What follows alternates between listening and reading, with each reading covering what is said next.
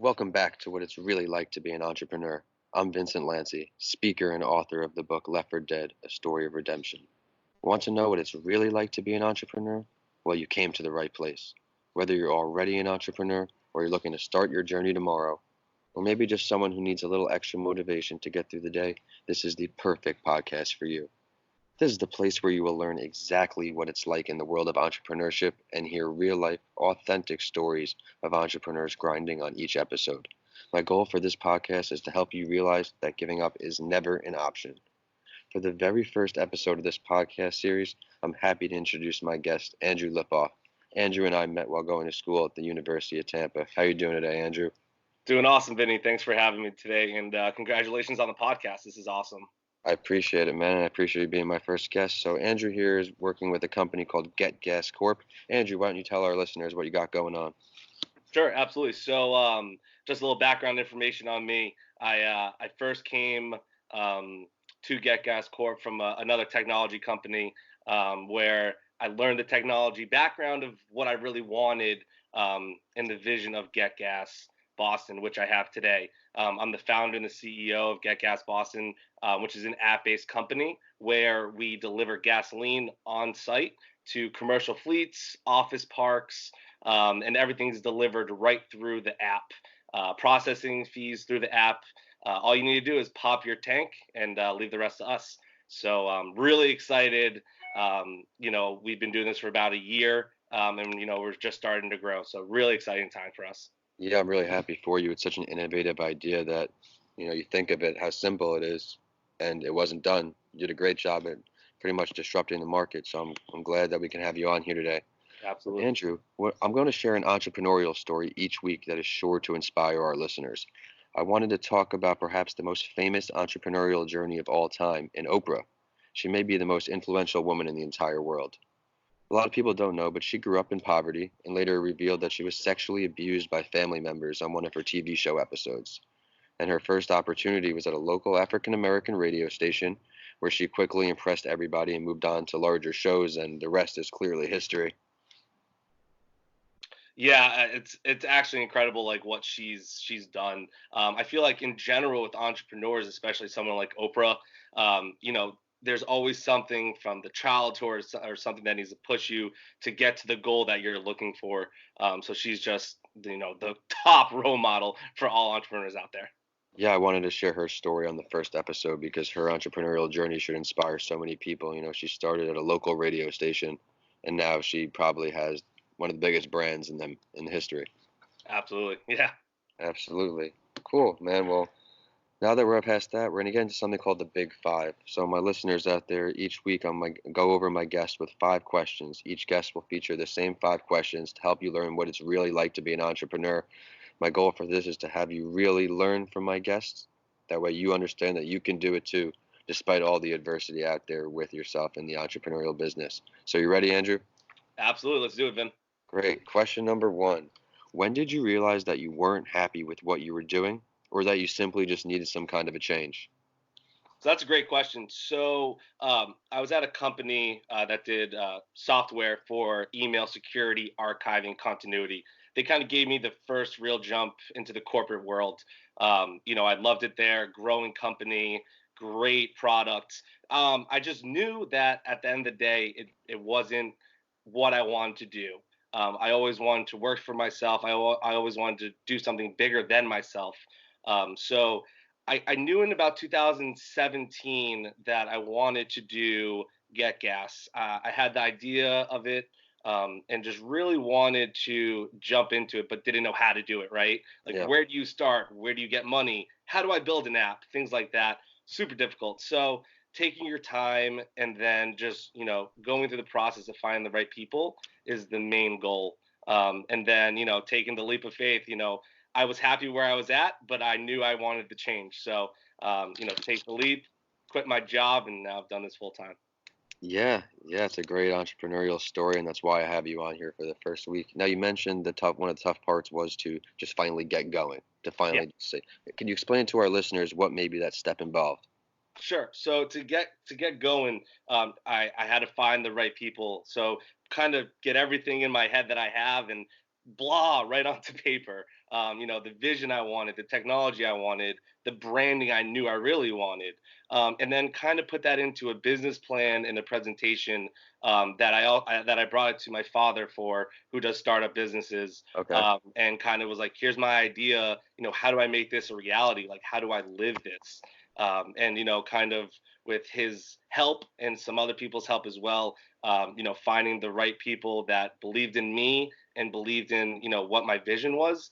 To be honest with you, there's people out there that we've met with that loved the vision and wanted to take the whole vision, and Yeah, things yeah, like I'm that. sure. Which, Yeah. go ahead. Everybody wants a piece of it. I mean, it's such a great idea, and I can't wait to see the headlines in the future. So that gave our listeners a pretty good idea of Yeah. some. I appreciate that. All right, question number two. What are one or two of the most difficult parts of being an entrepreneur? Give us those good stories like you just gave us before. Yeah. So one or two things that are difficult, being an entrepreneur.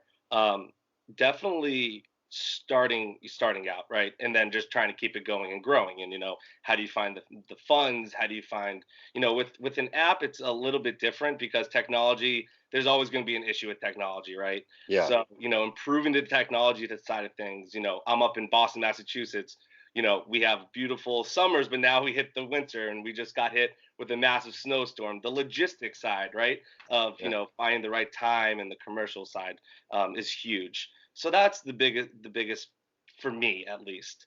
Secondly, the most difficult part, and this is something I haven't talked about with a lot of people, is growing up, I had a learning difference, right? So okay, I had dyslexia, so which made me always push harder in what I did. So what if it was school, if it was sports? I did play college football, never played football in high school.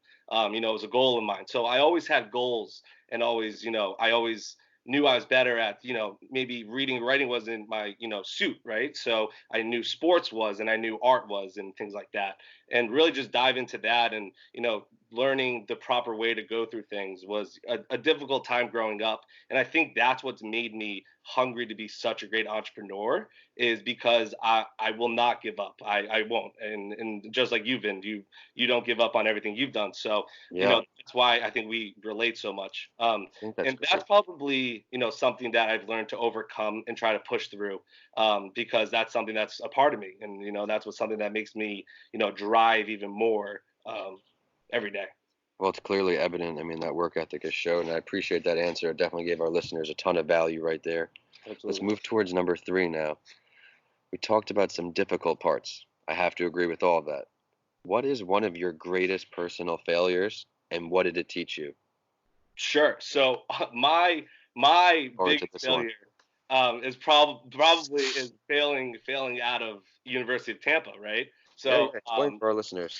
sure, absolutely. So, coming out of high school, went to a prep school up in Rhode Island.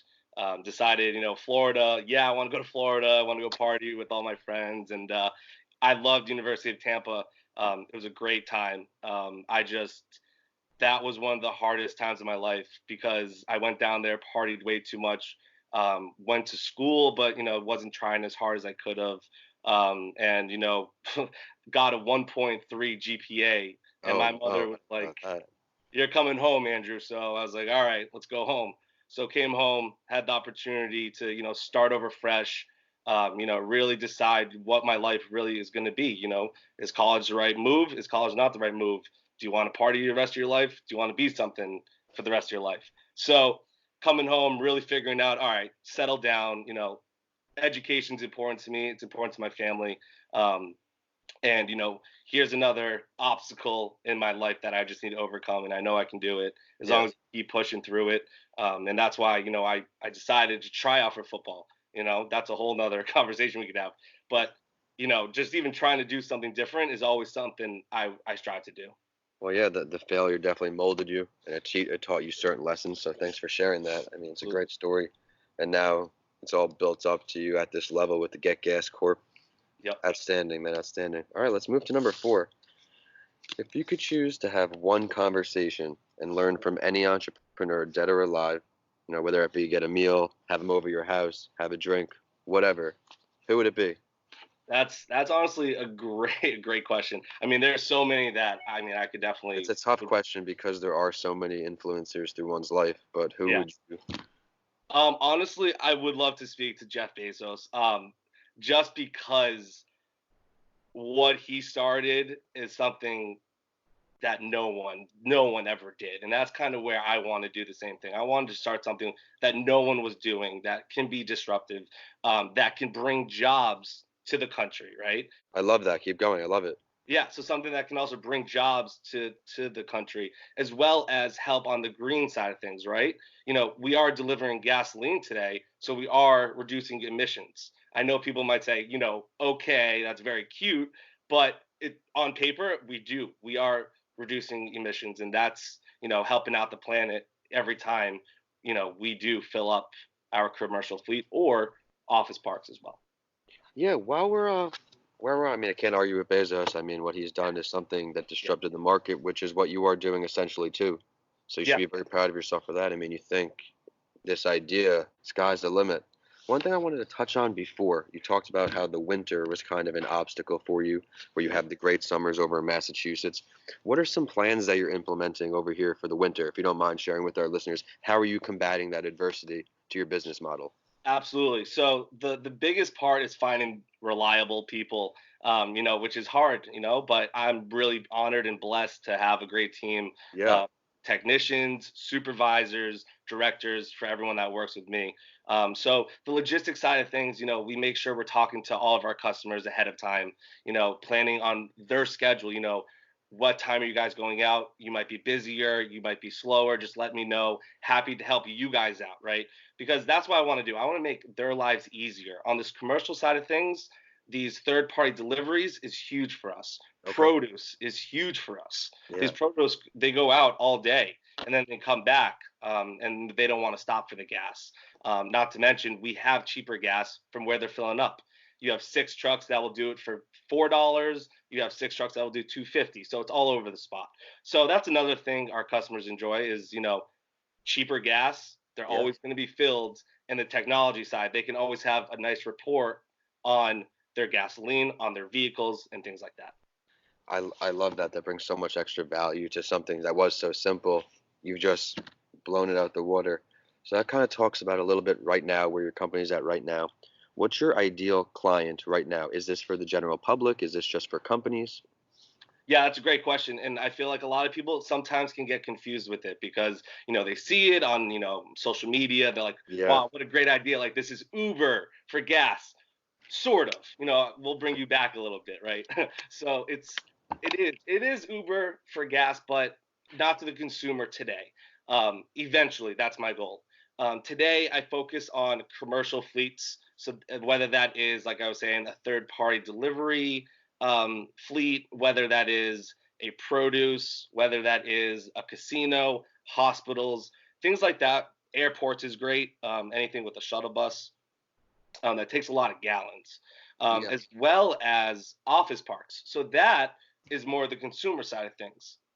Someone's working at an office park, and the last job I was at, we loved amenities. You get the free lunch, you get the gym, you get the basketball gym, you get the wine and beer. Everyone wants something. This is just something extra to add as value to the company. Where while you're driving from New Hampshire, while you're driving from Rhode Island to Boston, people do drive that far. They can also get gas filled up while they work. That's so amazing. Yeah. So listeners, if you work in an office park, this is a great opportunity for you to work with Andrew here and get gas and get some gas delivered right to your car. Absolutely. We'll talk about how to get in touch with him later at the end of the episode. So, like I said, we just talked about right now, where we're at right now. Let's move into the conversation of where do you see yourself ideally in 1 year, and then after that, we'll touch on 5 years. So let's start with one, Andrew. Sure. So, from a year from now, I plan on having anywhere from 9 to 13 more trucks in the Boston area. And we're really excited for that. We have a ton of clientele that will be starting in my first quarter, which is coming up. So I'm really excited about that. Yeah. So there's a lot of growth happening in just a short time. To be frank with everybody, I didn't start filling my first gas tank until July 19th. July So 19th of 2019. Correct. Yeah. So it's been a short time period of, from having 1 to 2 trucks to now jumping to 9 to 13. Um, Unbelievable. but we're really excited for it, and we're ready for it. And this is just the start of it, which is So great. yeah, so year one, you're saying 9 to 13 more trucks. Year five, is this even? Can you even predict this because of how fast you're growing, or what are you thinking? So year five, it's something I've looked, in the definitely the near future for.